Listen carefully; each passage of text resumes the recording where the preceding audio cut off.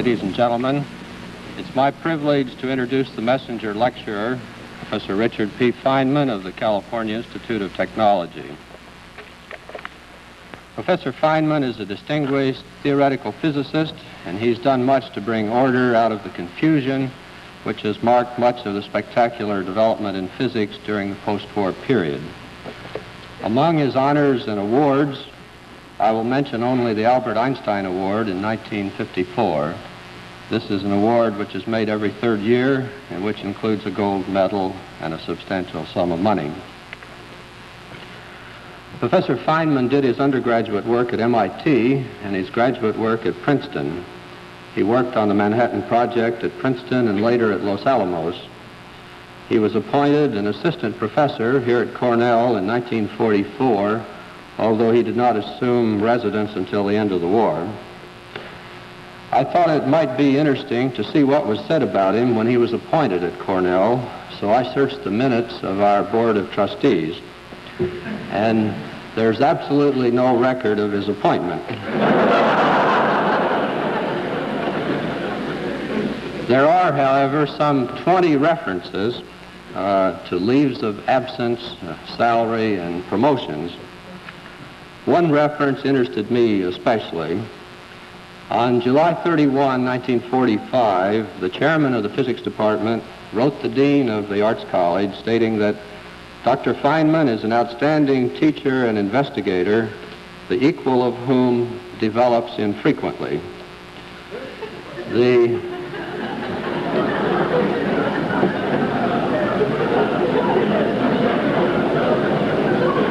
chairman suggested that an annual salary of $3,000 was a bit too low for a distinguished faculty member and recommended that Professor Feynman's salary be increased $900. The dean, in an act of unusual generosity and with complete disregard for the solvency of the university, crossed out the $900 and made it an even $1,000. You can see that we thought highly of Professor Feynman even then. Feynman took up residence here at the end of 1945 and spent 5 highly productive years on our faculty. He left Cornell in 1950 and went to Caltech, where he has been ever since. Before I let him talk, I want to tell you just a little bit more about him. 3 or 4 years ago, he started teaching a beginning physics course at Caltech, and the result has added a new dimension to his fame.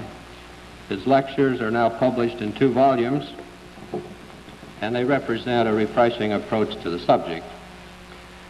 In the preface of the published lectures, there's a picture of Feynman performing happily on the bongo drums.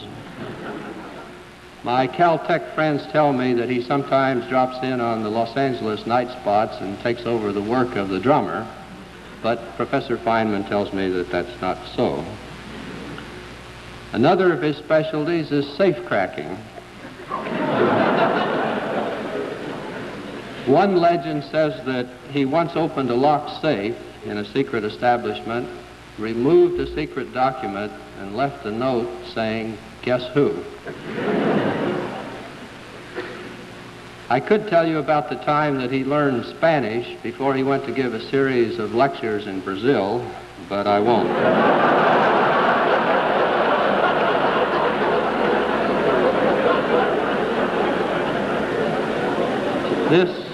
This gives you enough background, I think, so let me say that I'm delighted to welcome Professor Feynman back to Cornell. His general topic is the nature of physical law, and his topic for tonight is the law of gravitation, an example of physical law. Professor Feynman.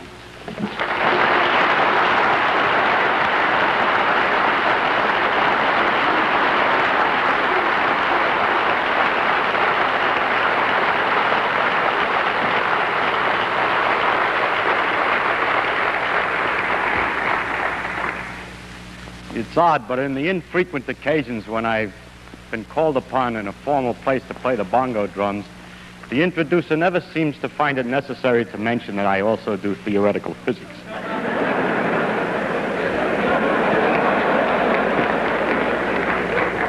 I believe that's probably that we respect the arts more than the sciences. The artists of the Renaissance said that man's main concern should be for man. And yet, there are some other things of interest in the world. Even the artists appreciate sunsets and the ocean waves and the march of the stars across the heavens.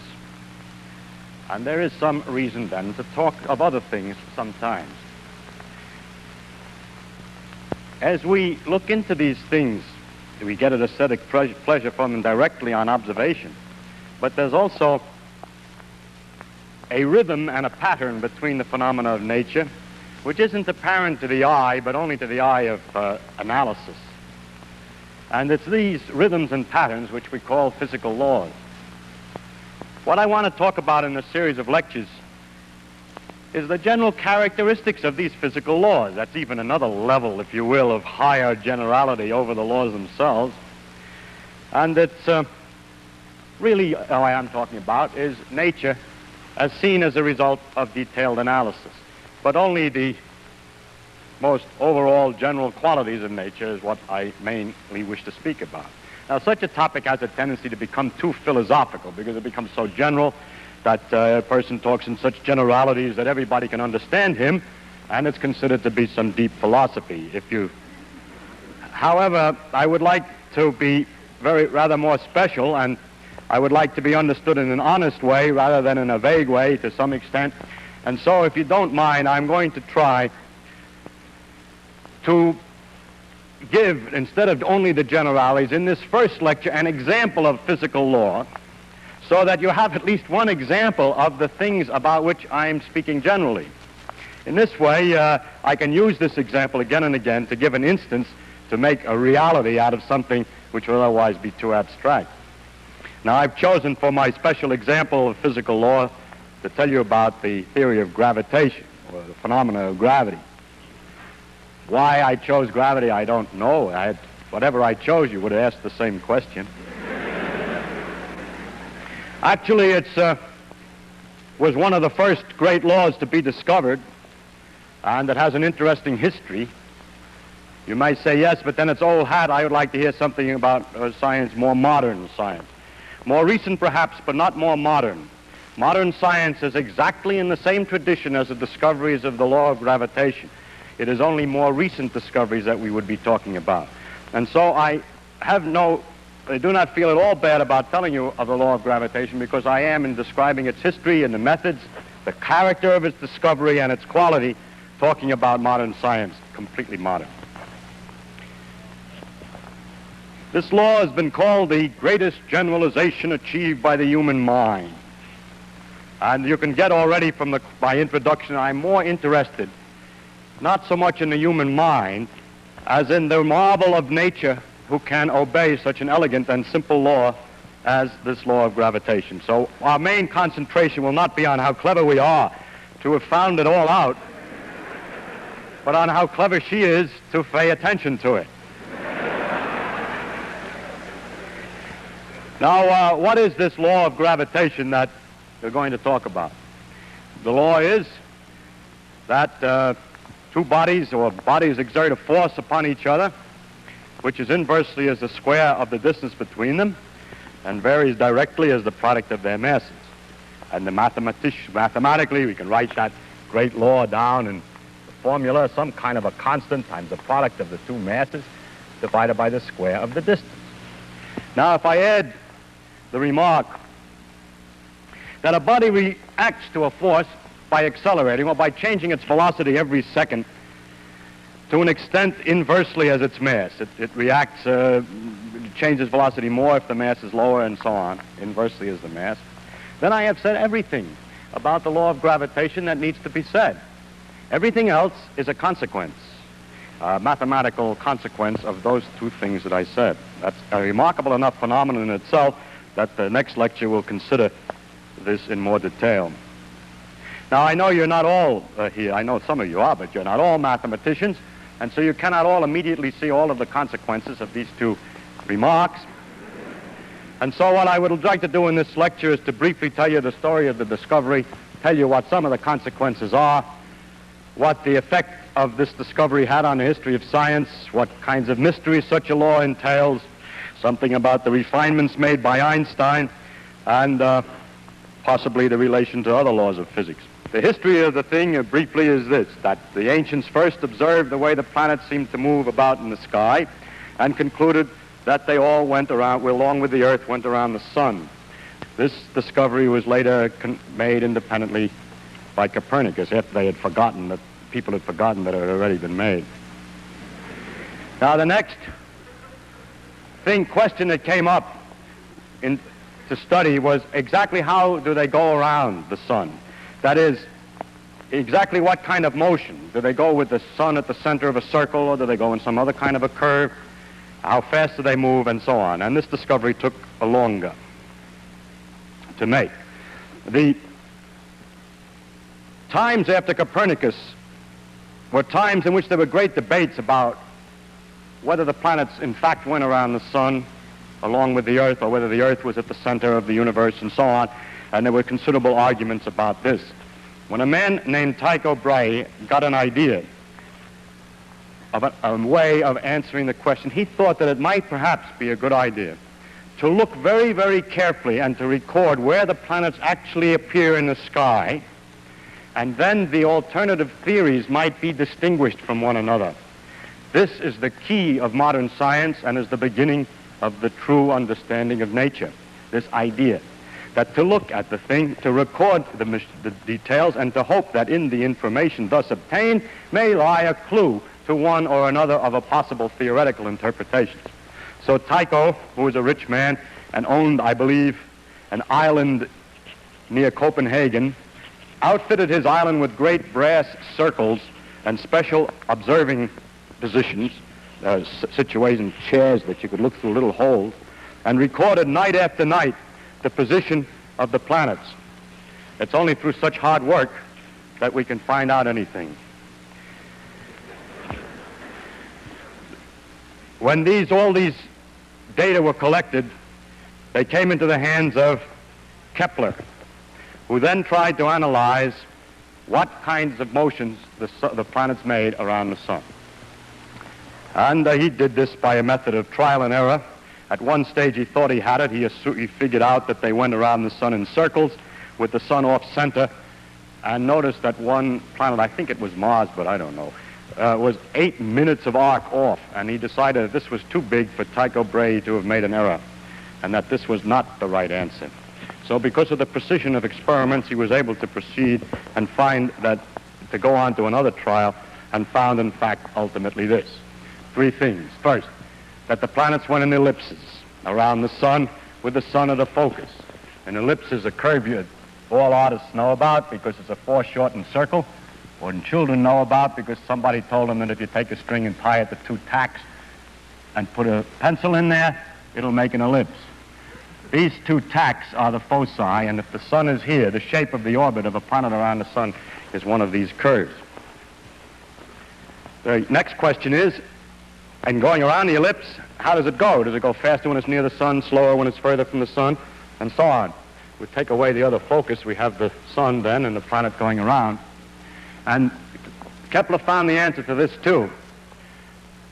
He found this, that if you put the position of the planet down at 2 times separated by some definite time, let's say 3 weeks, and then at another place in the orbit, put the positions of the planets again separated by 3 weeks, and draw lines from the sun to the planet, technically called radius vectors.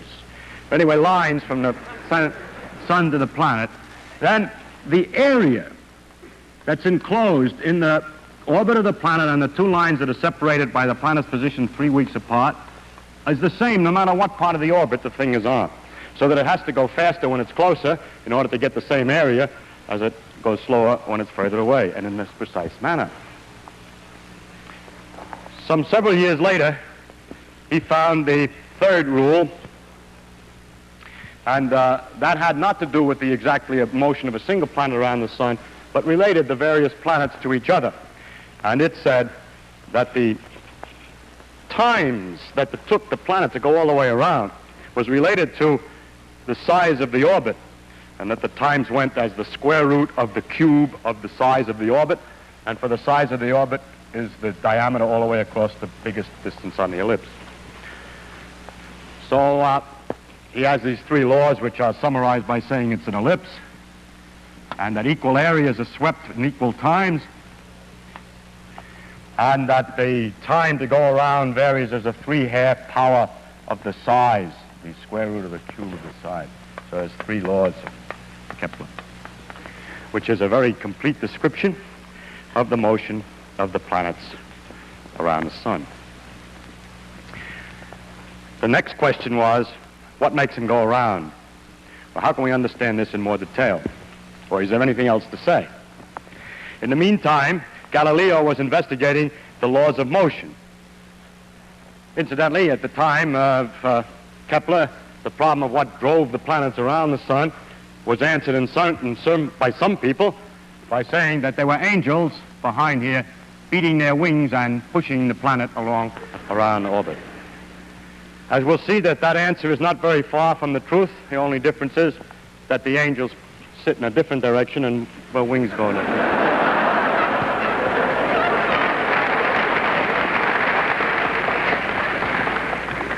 But the point that the angels sit in a different direction is the one that I must now come to. Galileo, in studying the laws of motion and doing a number of experiments to see how balls roll down inclined planes and pendulums swung and so on, discovered an idealization, a great principle called the principle of inertia, which is this: that if a thing has nothing acting on it, if an object has nothing acting on it and is going along at a certain velocity in a straight line, it will go at the same velocity at exactly the same straight line forever.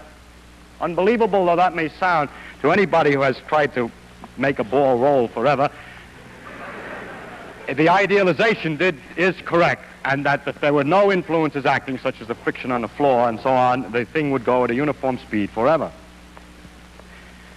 The next point was made by Newton, who discussed the next question, which is, when it doesn't go in a straight line, then what? And he answered this way, that a force is needed to change the velocity in any manner. First, for instance, if you're pushing it in a direction that it moves, it will speed up. If you find that it changes direction, then the force must have been sideways. And that the force can be measured by the product of two effects. First, how much does the velocity change in a small interval of time? How fast is the velocity changing? How much is it accelerating in this direction, or how much is the velocity changing when it changes direction? That's called the acceleration. And when that's multiplied by a coefficient called the mass of an object, or its inertia coefficient, then that together is the force.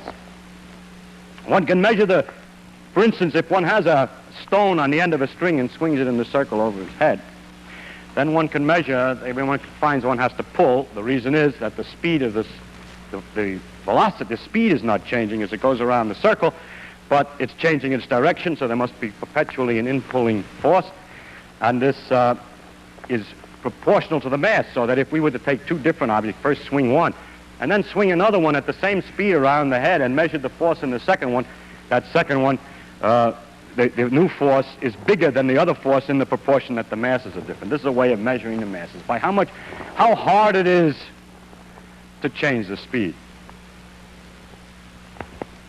Now, then Newton saw from this that, for instance, to take a simple example, if a planet is going in a circle around the sun, no force is needed to make it go sideways tangentially.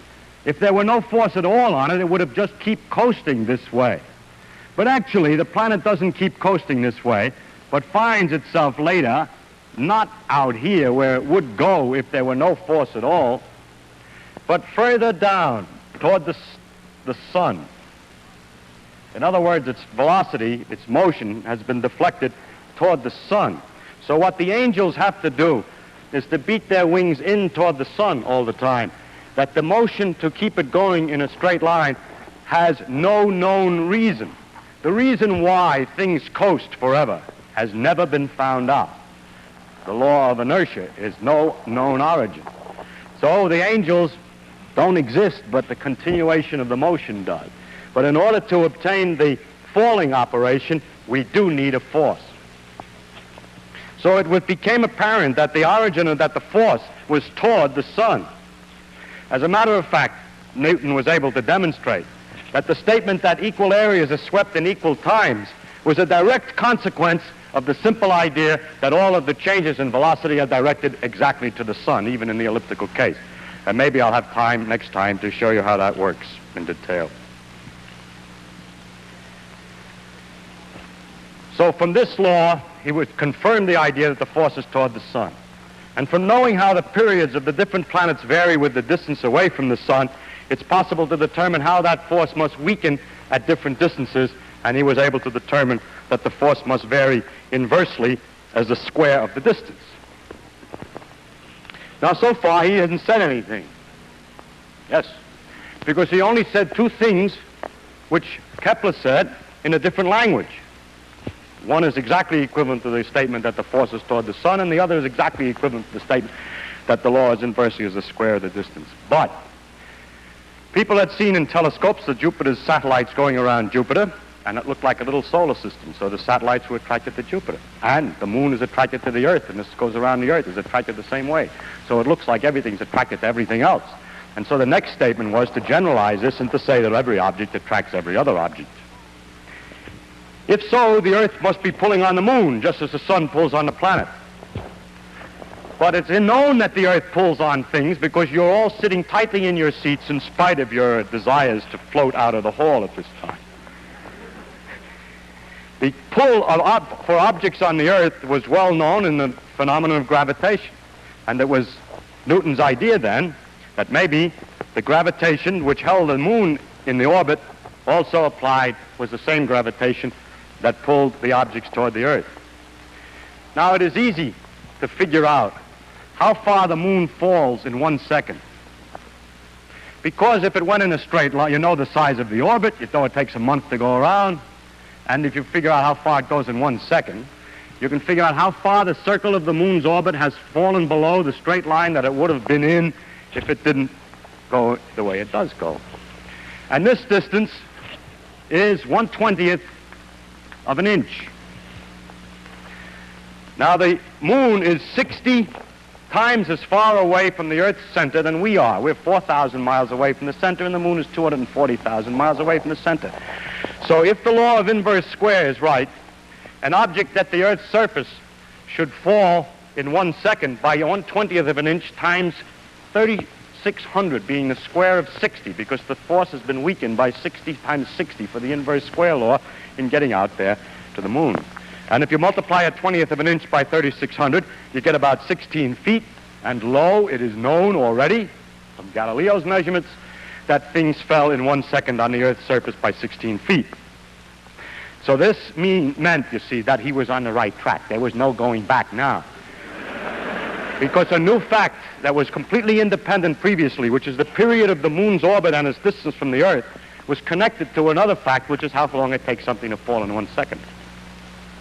So this was a dramatic test that everything's all right. Further, he had a lot of other predictions.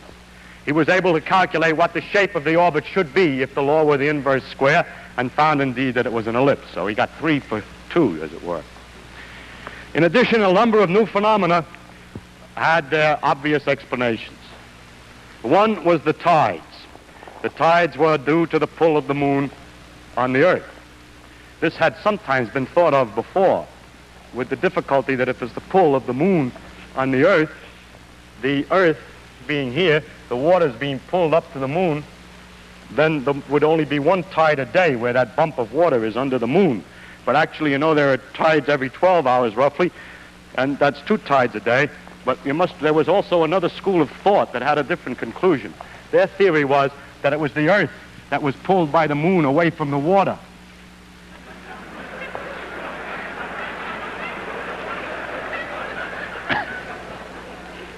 So actually, Newton was the first one to realize what actually was going on, that the force of the moon on the Earth and on the water is the same at the same distance, and that the water here is closer to the moon and the water here is further from the moon than the Earth, than the rigid Earth, so that the water is pulled more toward the moon here, and here is less toward the moon than the Earth, so that it's a combination of those 2 pictures that makes a double tide. Actually, the Earth does the same trick as the moon. It goes around a circle, really. I mean, the force of the moon on the Earth is balanced, but by what? By the fact that just like the moon goes in a circle to balance the Earth's force, the Earth is also going in a circle. Actually, the center of the circle is somewhere inside the Earth. It's also going in a circle to balance the moon. So the two of them go around a common center here. And if you wish, this water is thrown off by centrifugal force more than the Earth is, and this water is attracted more than the average of the Earth. At any rate, the tides were then explained, and the fact that there were 2 a day. A lot of other things became quite clear. Why the Earth is round, because everything gets pulled in. And why it isn't round, because it's spinning so that the outside gets thrown out a little bit and it balances. And why the sun and moon are round, and so on. Now, as the science developed and measurements were made ever more accurately, the tests of Newton's law became much more stringent. And the first careful tests involved the moons of Jupiter. By careful observations of the way they went around over a long period of time, one could be very careful to check that everything was according to Newton. And turned out not to be the case. The moons of Jupiter appeared to be first get sometimes to 8 minutes ahead of time and sometimes 8 minutes behind schedule, where schedule is the calculated values according to Newton's laws. It was noticed that they were ahead of schedule when they were close, when Jupiter was close to the Earth, and behind schedule when it was far away, a rather odd circumstance. And Mr. Römer, having confidence in the law of gravitation, came to an interesting conclusion, that it takes light some time to travel from the moons to the Earth, and that what we're looking at when we see the moons are not how they are now, but how they were the time ago that it took the light to get here. Now, when Jupiter's near us, it takes less time for the light to come, and when Jupiter's further, it takes longer time, so he had to correct the observations for the differences in time, and by the fact that they were this much too early or that much too late, was able to determine the velocity of light. This was the first demonstration that light was not an instantaneously propagating material. I bring this particular matter to your attention because it illustrates something. That when a law is right, it can be used to find another one. That by having confidence in this law, if something is the matter, it suggests perhaps some other phenomenon. And if we had not known the law of gravitation, we would have taken much longer to find the speed of light, because we would not have known what to expect of Jupiter's satellites. This process has developed into an avalanche of discoveries. Each new discovery permits the tools for much more discovery, and this is the beginning of that avalanche, which has gone on now for 400 years in a continuous process, and we're still avalanching along at high speed at this time.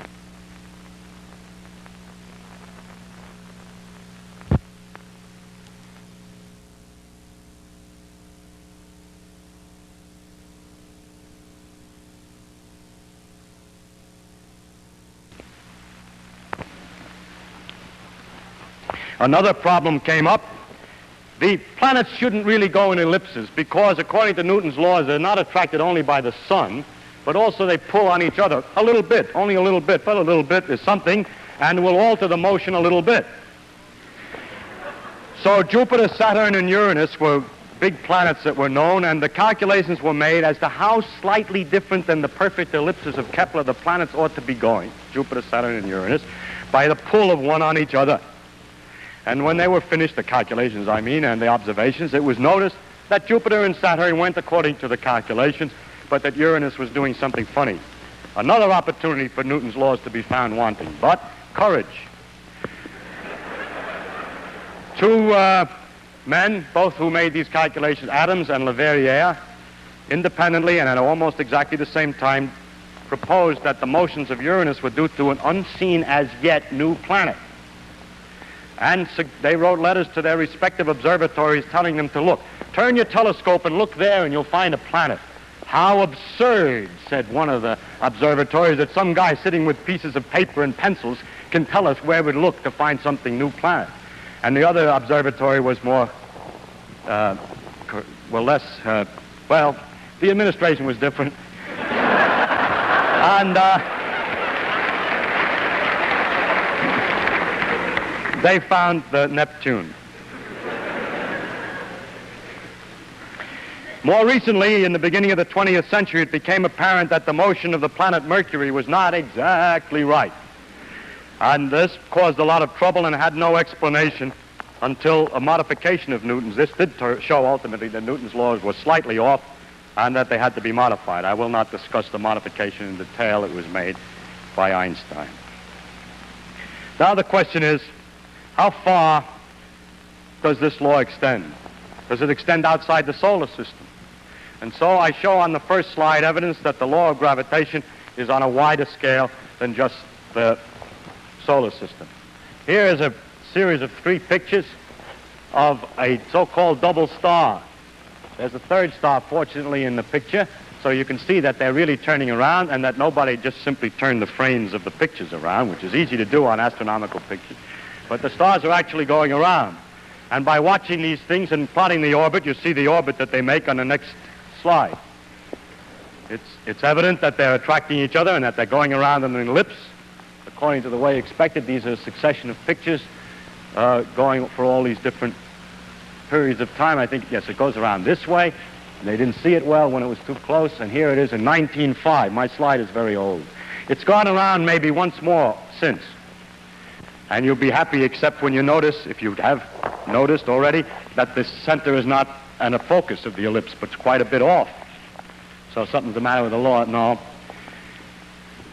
God hasn't presented us with this orbit face on. It's tilted at a funny angle. And if you take an ellipse and mark its focus and then hold the paper at an odd angle and look at it in projection, the focus doesn't have to be at the focus of the projected image. So it's because its orbit is tilted in space that it looks that way. It looks like it's not the right pattern. But it's all right, and you can figure everything out satisfactorily for that. How about a bigger distance? There's forces between the stars. Does it go any further than these distances, which are not more than 2 or 3 times the solar system's diameter? Here's something in the next slide that's 100,000 times as big as the solar system in diameter.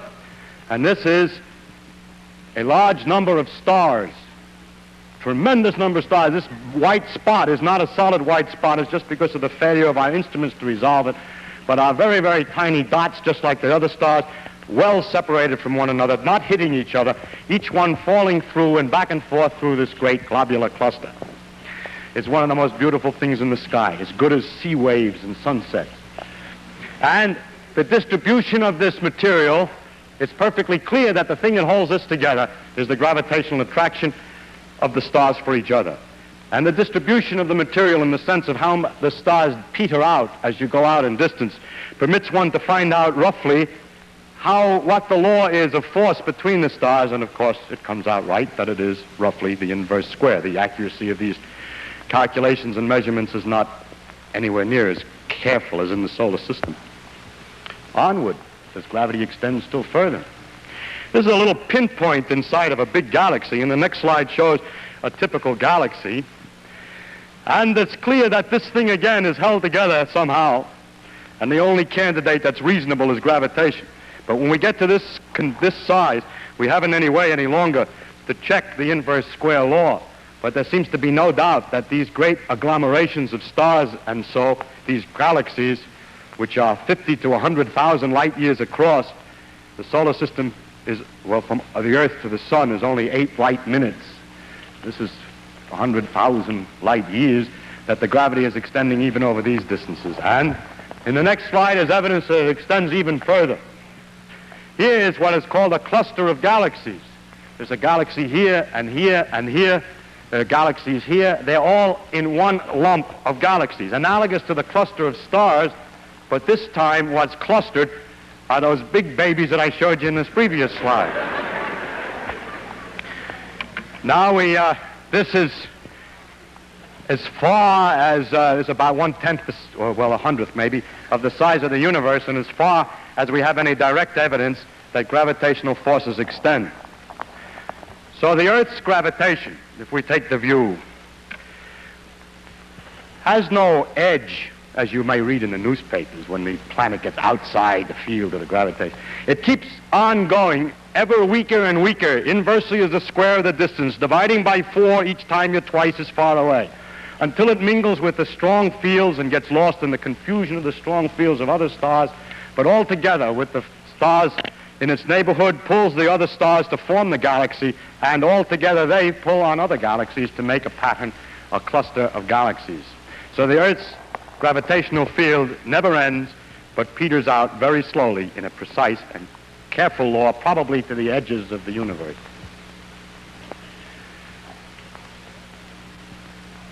The law of gravitation is different than many of the other, well, is very important in the economy or in the machinery of the universe. There are many places where gravity has its practical applications as far as the universe is concerned. But atypically, among all the other laws of physics, gravitation has relatively few practical applications. I mean, the new knowledge of the law, it has a lot of applications. It keeps people in their seats and so on. But it has the knowledge of the law has few practical applications, relatively speaking, compared to the other laws. This is one case in which I picked an atypical example. It is impossible, by the way, by picking one example of anything, to avoid picking one which is atypical in some sense. That's the wonder of the world. The only applications I could think of were first in some geophysical prospecting, in predicting the tides, nowadays, more modernly, in working out the motions of the satellites and planet probes and so on that we send up, and also modernly to calculate the predictions of the planet's position, which have great utility for astrologers to publish their predictions and horoscopes in the magazines. That's the strange world we live in, that all the advances in understanding are used only to continue the nonsense which has existed for 2,000 years. Now, that shows that gravitation extends to the great distances, but Newton said that everything attracted everything else. Do I attract you? Excuse me, do I attract you? I was going to say, excuse me, do I attract you physically? I didn't mean that. What I mean is, is it really true that two things attract each other? Can we make a direct test and not just wait for the planets and look at the planets to see if they attract each other?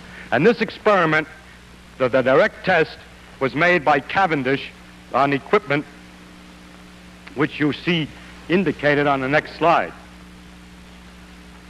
If I got my slides right. Well, I made a mistake. I was talking about the importance of the gravitation. I was overwhelmed by my clever remark about astrologers and forgot to mention the important places where gravitation does have some real effect in the behavior of the universe. And one of the interesting ones is the formation of new stars. In this picture, which is a gaseous nebula inside our own galaxy, and there's not a lot of stars, but it's gas, there are places where the gas has been compressed or attracted to itself here. It starts perhaps by some kind of shock waves to get collected, but the remainder of the phenomenon is that gravitation pulls the cloud of gas closer and closer together. So big mobs of gas and dust collect and form balls, which as they fall still further, the heat generated by the falling lights them up and they become stars. And we have in the next slide some evidence of the creation of new stars.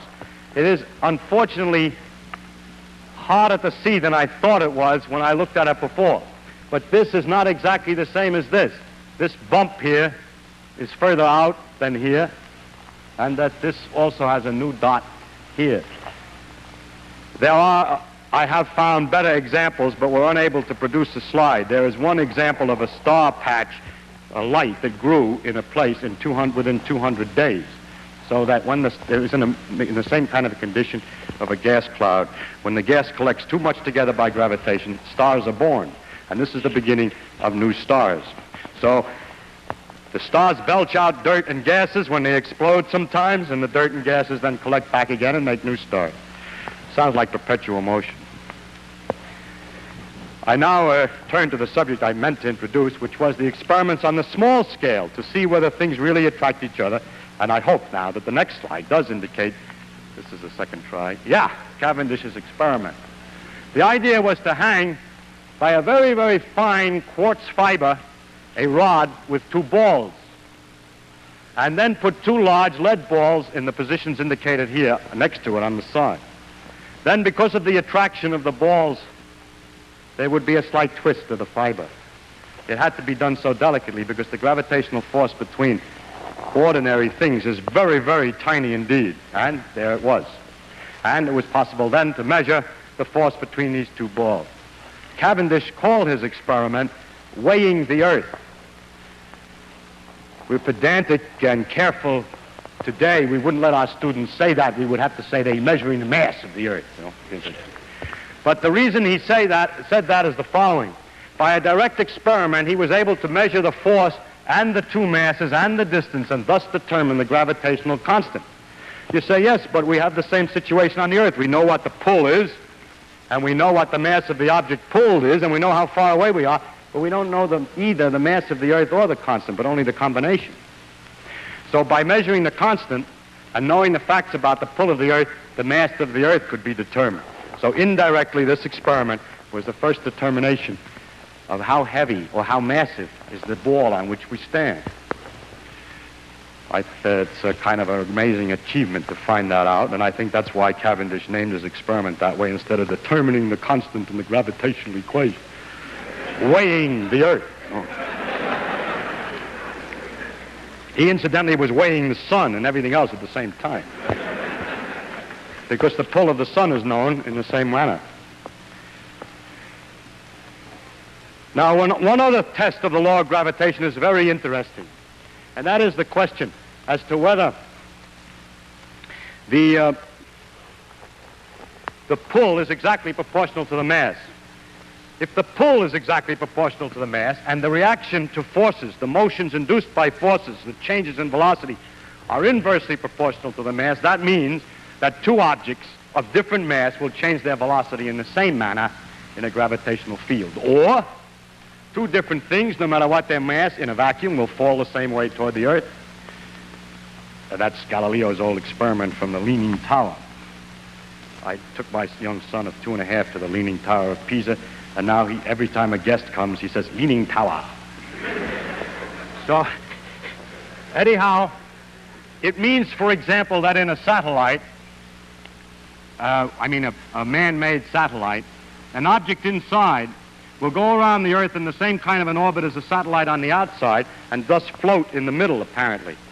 So that this fact that the force is exactly proportional to the mass and that the reactions are inversely proportional to the mass has this very interesting consequence. The question is, how accurate is it? And it has been measured by an experiment by a man named Voss in 1909, and very much more recently and more accurately by Dickey, and it is known that 1 part in 10,000 million, the mass is exactly proportional. The forces are exactly proportional to the mass. How it's possible to measure with that accuracy, I wish I had the time to explain, but I'm afraid I cannot. It's a remarkably clever. I'll give a hint, Howard. I'll give one hint there. Suppose that you wanted to measure whether it's true for the pull of the sun. You know, the sun is pulling us all. It pulls the Earth, too. But suppose you wanted to know whether you had a piece of lead here and a piece of copper here, or polyethylene and lead. It was first done with sandalwood. Now it's done with polyethylene. Whether the pull is exactly proportional to the inertia. The Earth is going around the sun, so these things are thrown out by inertia, and they're thrown out to the extent that these two objects have inertia. But they're attracted to the sun to the extent that they have mass in the attraction law. So if they're attracted to the sun in a different proportion than they're thrown out by inertia, one will be pulled toward the sun and the other away. And so hanging on another one of those Cavendish quartz fibers, the thing will twist toward the sun. It doesn't twist to this accuracy, so we know that the sun's attraction for these two objects is exactly proportional to their centrifugal effect, which is inertia. So the force of attraction on an object is exactly proportional to its coefficient of inertia. In other words, its mass. I should say something about the relation of gravitation to other forces, to other parts of nature, other phenomena in nature, and I'll have more to say of a general quality later. But there is one thing that's particularly interesting, and that is that the inverse square law appears again. It appears in the electrical laws, for instance, that electricity also exerts forces inversely as the square of the distance, this time between charges. And one thinks perhaps inverse square of the distance has some deep significance. Maybe gravity and electricity are different aspects of the same thing. No one has ever succeeded in making gravity and electricity different aspects of the same thing. Today, Our theories of physics, the laws of physics, are a multitude of different parts and pieces that don't fit together very well. We don't understand the one exactly in terms of the other. We don't have one structure from which all is deduced. We have several pieces that don't quite fit exactly yet. And that's the reason why in these lectures, instead of having the ability to tell you what the law of physics is, I have to talk about the things that are common to the various laws, because we don't understand the connection between them. But what's very strange is that there are certain things that are the same in both. But now let's look again at the law of electricity. The law goes inversely as the square of the distance. But the thing that is remarkable is the tremendous difference in the strength of the electrical and gravitational laws. People who want to make electricity and gravitation out of the same thing will find that electricity is so much more powerful than gravity that it's hard to believe they could both have the same origin. Now, how can I say one thing is more powerful than another? It depends upon how much charge you have and how much mass you have. I'm certainly, you can't talk about how strong gravity is by saying I take a lump of such and such a size, because you chose the size. If we try to get something that nature produces her own pure number that has nothing to do with inches or years or anything to do with our own dimensions, we can do it this way. If we take the fundamental particles, such as an electron, any different ones will give different numbers, but to get an idea of the number, take electrons. 2 electrons, a fundamental particle. It's an object. It's not something I don't have to tell you what units I measure in. It's 2 particles that are fundamental particles. And they repel each other inversely as the square of the distance due to electricity. And they attract each other inversely as the square of the distance due to gravitation. Question: what is the ratio of the gravitational force to the electrical force? And that is illustrated on the next slide. The ratio of the gravitational attraction to the electrical repulsion is given by a number with 42 digits. And goes off here. This is written very carefully out, so that's 42 digits. Now, therein lies a very deep mystery. Where could such a tremendous number come from? That means if you ever had a theory from which both of these things are to come, how could they come in such disproportion? From what equation has a solution which has, for one, 2 kinds of forces, an attraction and a repulsion, with that fantastic ratio? People have looked for such a large ratio in other places. They're looking for a large number. They hope, for example, that there's another large number. And if you want a large number, why not take the diameter of the universe to the diameter of a proton?